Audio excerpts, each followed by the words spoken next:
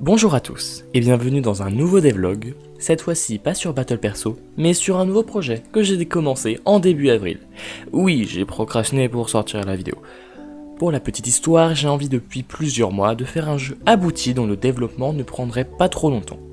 Je ne savais pas encore quel serait le type de mon jeu, un platformer, un casse-tête ou autre, mais une petite idée trottait tout de même dans ma tête.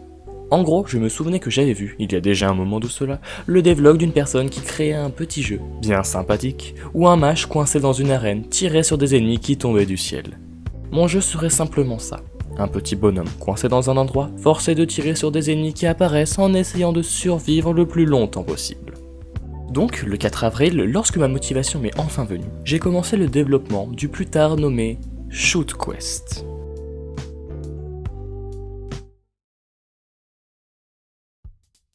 Le début du développement a bien commencé, je dois dire. Le mouvement du joueur, les projectiles, l'ennemi. Non, vraiment, tout se passait bien.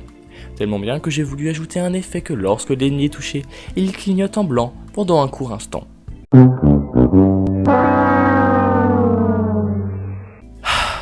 Click Team Fusion ne permettant pas un moyen pratique de faire passer le sprite de l'ennemi en blanc pendant quelques secondes sans avoir à manuellement créer cette texture, j'ai tout simplement fait clignoter l'ennemi quand il se fait toucher. Bon, maintenant c'est l'heure de commencer les designs du jeu. Et je vais être franc, je n'avais aucune idée à quoi allait ressembler le jeu. Donc après avoir lancé Asprite et fait de l'art abstrait, coucou, il fallait que je songe vraiment à chercher un design intéressant. Mon dieu, j'ai une idée. Par pur hasard, en ayant juste essayé de gribouiller un rond, j'avais créé ce qu'allait devenir le personnage principal. Oui, bon, on dirait un mélange entre Rayman et Titeuf. Plus sérieusement, j'adore ce que j'ai réussi à faire avec ce personnage, ses animations comme son design. Ensuite, il était temps d'ajouter un nouveau projectile. Et pourquoi pas tenter un missile à tête chercheuse.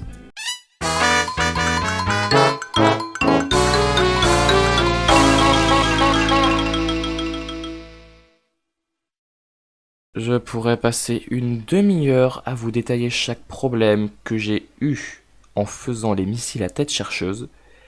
Un objet qui est censé être super simple. Du moins, c'était ce que je pensais avant que j'essaye d'en faire. Mais bon, je vais m'abstenir. Le résultat ne m'est même pas très satisfaisant. Parfois, les missiles partent dans le vide ou ne visent pas l'ennemi le plus proche. Mais bon, c'est la meilleure version du projectile que j'ai fait, et ne comptez pas sur moi pour la modifier. D'ailleurs, vous avez pu le remarquer, mais j'ai entre-temps rajouté un décor et un viseur pour représenter la souris. Ensuite, j'ai rajouté des ombres sous le joueur et les ennemis, ce qui d'ailleurs rend super bien si vous voulez mon avis, et les textures des deux projectiles actuels. Puis j'ai une fièvre d'ajout de pouvoir. J'ai littéralement ajouté 5 pouvoirs d'affilée. Donc j'ai ajouté un pouvoir électrique qui permet de balancer des projectiles rapides créant une zone de dégâts durant un court instant lors de son contact avec les ennemis. Les boules gluantes pouvant rebondir jusqu'à 3 fois dans leur forme non chargée et 5 fois passant à travers les ennemis, les repoussant lorsqu'elles sont chargées. La bombe qui a fini par devenir mon pouvoir préféré. Elle est limitée à seulement 4 directions lorsqu'elle est lancée, mais explose au contact d'un ennemi ou au bout d'un court instant.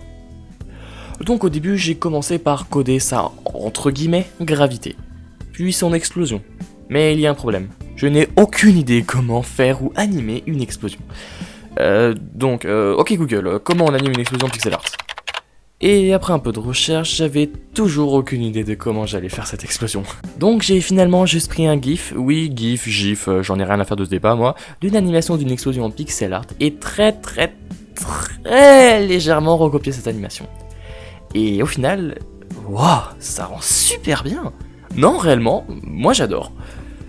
Ensuite, j'ai ajouté la boule de cristal, qui, comme la bombe, a une pseudo-gravité, et repousse les ennemis au contact.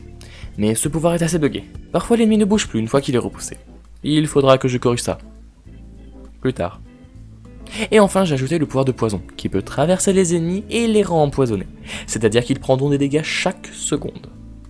J'ai ensuite rajouté des petites particules à droite et à gauche pour les projectiles, et ai fait l'animation de mort du personnage. Bon, je pense que comme moi, vous en avez marre de voir cette figure géométrique moche se comporter comme un ennemi. Donc j'ai décidé de faire les textures du tout premier ennemi. Problème, je n'avais aucune idée de ce que je voulais faire. J'ai donc demandé à mon frère. Je pourrais faire quoi comme ennemi dans mon jeu?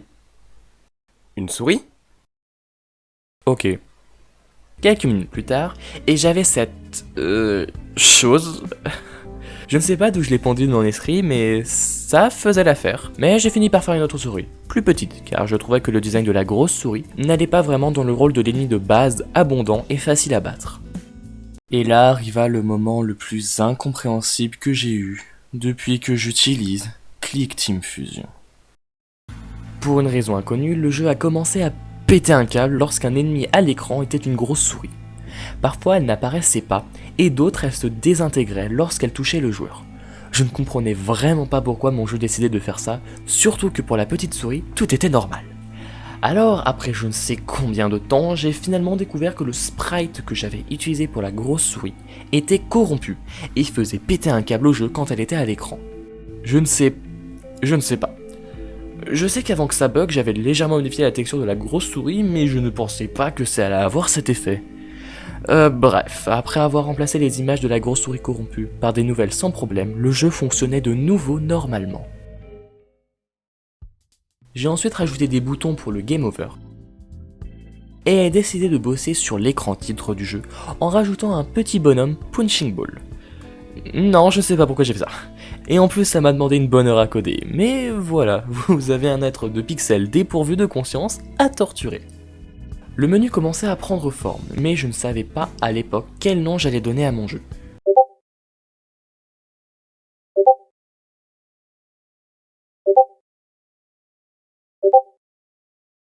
Le nom n'est par ailleurs pas final. Je trouve qu'il est super, mais le jeu ne parle pas vraiment de quête, donc il se pourrait que je le change à l'avenir. Et franchement, je trouve que le menu est super. Bon, le magasin ne marche pas encore, et je ne suis pas totalement satisfait du look des paramètres, mais dans l'ensemble, ça me plaît.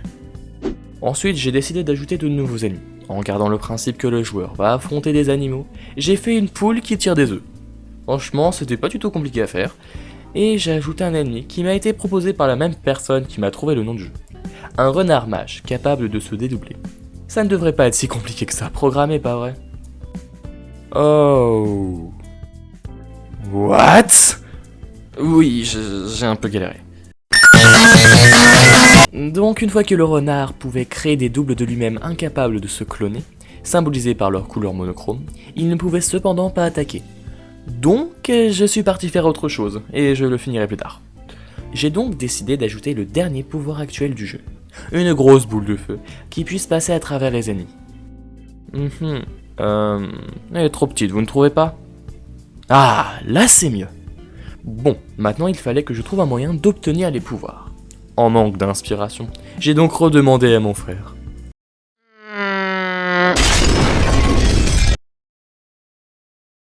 Hey, comment le joueur pourrait obtenir ses pouvoirs? Je sais pas, en mangeant un camembert? Ok, merci. J'ai donc designé la texture des camemberts assimilés au pouvoir. J'ai aussi fait un camembert multicolore qui vous donnera un pouvoir aléatoire quand vous le prenez. Si vous vous demandez comment les obtenir, ils se lâcheront aléatoirement lorsque vous tuerez un ennemi. Bref, ensuite je suis revenu sur les renards. Il fallait bien que je les termine. Premièrement, le renard mage peut désormais se téléporter aléatoirement sur la map. Je trouvais que ça allait bien avec son type de magicien. Et finalement, quand le joueur se trouve trop près l'un d'entre eux, ils lanceront un sort qui infligera des dommages au dernier endroit où le renard vous aura vu.